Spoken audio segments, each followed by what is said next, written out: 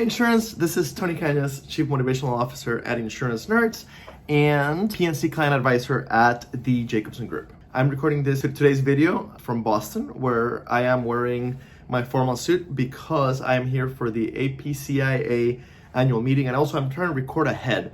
So this one will go live at some point in the future. I'm not sure when. Today, I want to talk to you about a diversity and inclusion topic, the concept of ethnicity versus the concept of identity.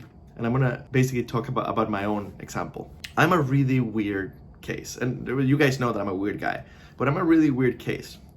I am a Costa Rican. There's only 5 million of us. I'm a Costa Rican who lives in the States. According to the U.S. immigration, there's only about 150,000 of us. So an even smaller minority. Out of those 150,000, most of them are kind of blue collar, low education workers. That I came here as a student, and then as an H-1B specialty worker, and then eventually as a U.S. resident. Now I'm a U.S. citizen since 2015. I grew up in Costa Rica, and our concept of ethnicity in Costa Rica is very simple. You are either white, black, or Asian. That's it. That's all the concept of ethnicity we have. I'm not black. I'm not Asian. So my identity, I'm white. And to make it worse, or to make it more complicated, I went to the American school in Costa Rica. It's called Lincoln School, and it's the one school in Costa Rica recognized by the U.S. Embassy. All my teachers were American, most of them from the Midwest. And it's a very elite school. All the kids with the presidents and the politicians go there, and the successful businessmen, the entrepreneurs. I was there because my grandfather was a very successful entrepreneur, sadly not in the insurance space. I grew up, my concept of my own ethnicity, I'm white. And then I happened to go to school in Iowa. Iowa is 97% white, and by white, I mean Caucasian. And I'm right. So anyway, so I land in Iowa and thinking I'm white. And very, very, very soon, very, very quickly, Iowans let me know, in a very friendly way, because they're incredibly friendly, salt of the earth kind of people, let me know that I'm not white. In their eyes, I'm Latino, right? This was a very weird thing to me, because if you think about it, what exactly is a minority? For example, women make up more than 50% of the population, and yet they're considered a minority. So why are women a minority even though they're more than 50% of the population? Because a minority is not really somebody who is less than 50% of the population. Is somebody who comes from a background that is underrepresented and has had, statistically speaking, I have to be very careful here, demographically and statistically speaking, has had lesser opportunities than people from the majority group in that particular country or state or whatever. So I'm really weird, because once I got to Iowa, I was definitely a minority, and they knew it right away. They knew it from just seeing me, even though my accent is very minor and I've been speaking English and Spanish my whole life. They knew right away that I wasn't Iowan, that I wasn't white in their eyes, and they let me know it, even though they were very friendly about letting me know it. I am not used to thinking of myself as a minority. Even today, 17 years after I moved to the U.S., I am not used to thinking of myself as a minority, because growing up, I was part of the majority group, and not only I was part of the majority group, meaning white Costa Ricans, or what we consider white Costa Ricans, which is really Mediterranean descent. In my case, if you look at my grandparents, they were mostly Spaniard, Dutch, and Italian, most of them being Spaniard. So I'm like 6/8 Spaniard, 1/8 Dutch, 1/8 Italian. So I'm really a Mediterranean mutt, mostly Spanish blood. Costa Rica is really weird because Costa Rica is a lot wider than the rest of Latin America. We didn't have a lot of native blood.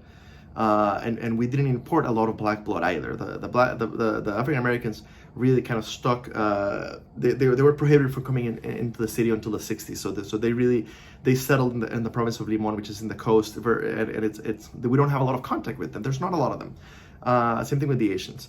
So I never thought of myself as a minority. And growing up in the upper class in Costa Rica, with my mom being a doctor, my dad being an engineer with a couple master's degrees, like 4 master's degrees, and my grandfather being a very successful entrepreneur, my other grandfather also being very successful in business, I was never a minority. I was part of the elite. It's really weird to all of a sudden find yourself as part of the minority. And then I married an Iowan. I'm happily divorced right now, but I was married to an Iowan, very white Iowan. Interestingly enough, I've for the most part only dated white girls the whole time I've been in the States. It's just who I've really connected with, and it's a weird thing about me. Never a Latina or any other minorities, at least not seriously. So anyway, I married a white girl, and we were married for about 4 years. A couple times, she got really mad at different people because she thought we were getting discriminated against, and I didn't even notice because I'm not used to looking for discrimination, right? I'm used to being part of the majority. One of those times, my mom, who's a doctor, was visiting us, and we were at Yonkers, and Alex, my ex-wife, happened to work at Yonkers. She was still going to school, and this was not the Yonkers she worked at, but a different Yonkers. So anyway, my mom and my sister are shopping. There are two women shopping spree whenever they're visiting me. As they walk out of the store, something beeps in their bag, and the loss control person brings them back to the register and starts going through the receipt and through every item, which seemed completely normal to me and to my mom. But Alex worked at Yonkers, and she knew for a fact that the procedure at Yonkers, when that happens, is you let the person go. You take the tags off, you let them go, you don't put them through the embarrassment of checking the receipt, because it's a bit of a high-end store. Alex was convinced that the reason that my mom's stuff was getting checked is because her and my sister were speaking Spanish. So Alex made a big stink about it. So anyway, I'm running out of time here. I only have a couple minutes left, but I just wanted to point out how different it is. And in insurance, we have a lot of white people. We have recruited a lot of minorities lately. So if you're in the leadership and you're a white male especially, and you have no idea what it's like to be a minority, that's who I hope this video would be useful to. And I'd love to hear your story. Regardless of who you are, if you watch my videos, I would love to hear your story about how you see yourself when it comes to your ethnicity, and how others see you when it comes to whether you're a minority or not, and whether those two match. So I think it's an incredibly interesting topic, and I think, and I'm definitely going to tag Amy Waninger, my favorite diversity and inclusion thinker. She's done a lot of work in this space. So anyway, insurance. Today, what I want you to think about is about your identity, your ethnic identity, and how well it matches how people see you, and whether that's changed as you have moved around, if you've moved around the country. Because, for example, I've had a lot of friends visit me when I was living in Atlanta, Georgia, and a lot of my white friends told me that for the first time they felt like a minority because Atlanta is kind of the black capital of the US. And that was a very interesting, very different experience for them, being a minority for the first time and feel like a minority for the first time, and it kind of opened their eyes to what that's like.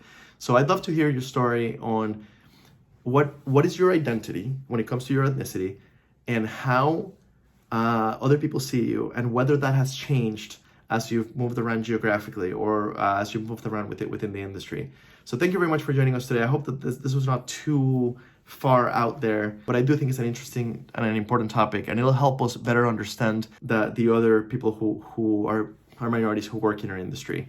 TC out.